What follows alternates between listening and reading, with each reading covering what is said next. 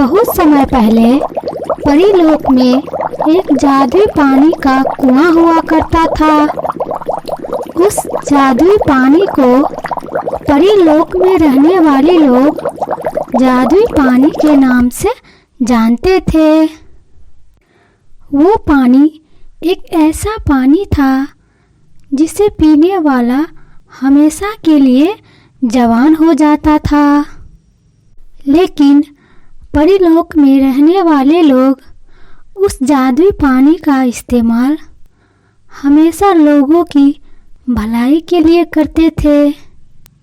लेकिन बाहर का कोई भी आदमी उस कुएं का जादुई पानी ना पिए, इस वजह से हर वक्त बहुत ही कड़ा पहरा लगा रहता था।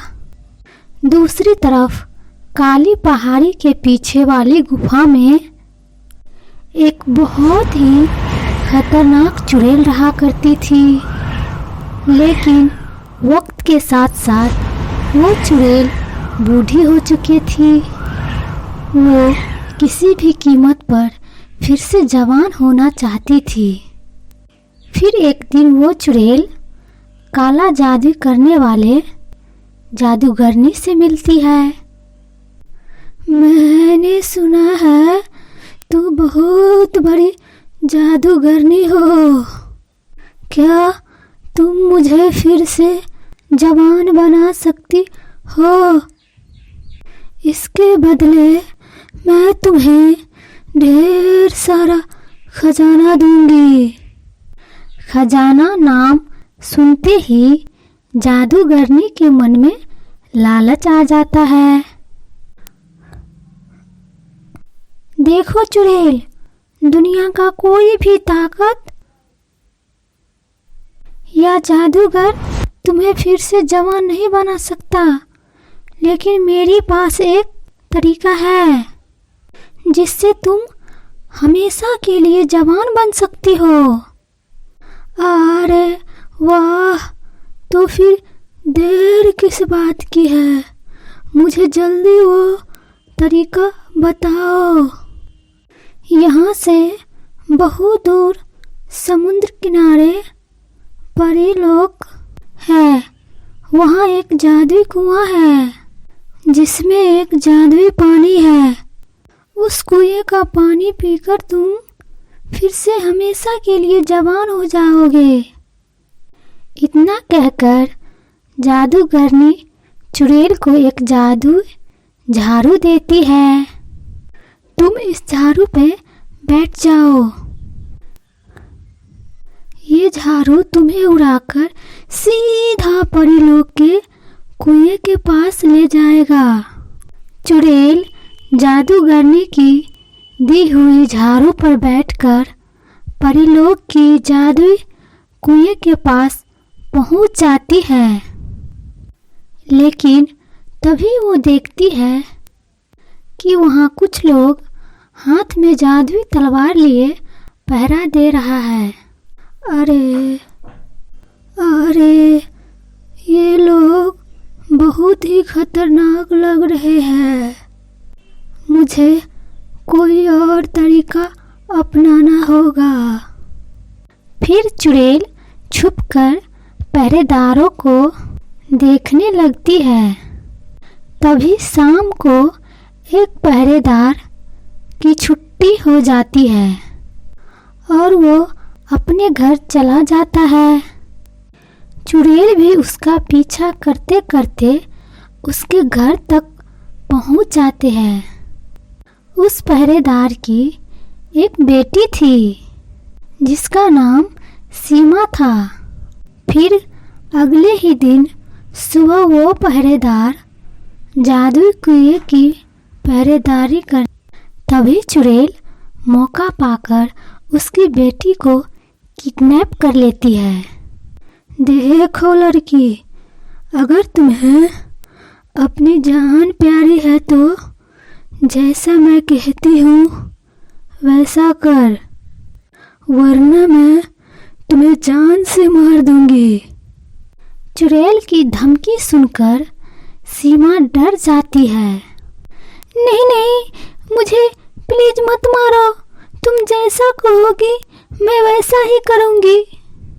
चलो इसी वक्त अपने पिताजी को फोन लगाकर उनसे मेरे लिए जादुई कुआं का पानी लेकर आने के लिए कहो।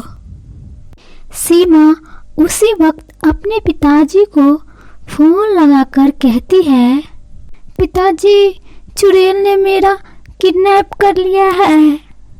आप जल्दी से कुएं का पानी लेकर घर आ जाइए, वरना ये चुड़ैल मुझे जान से मार देगी।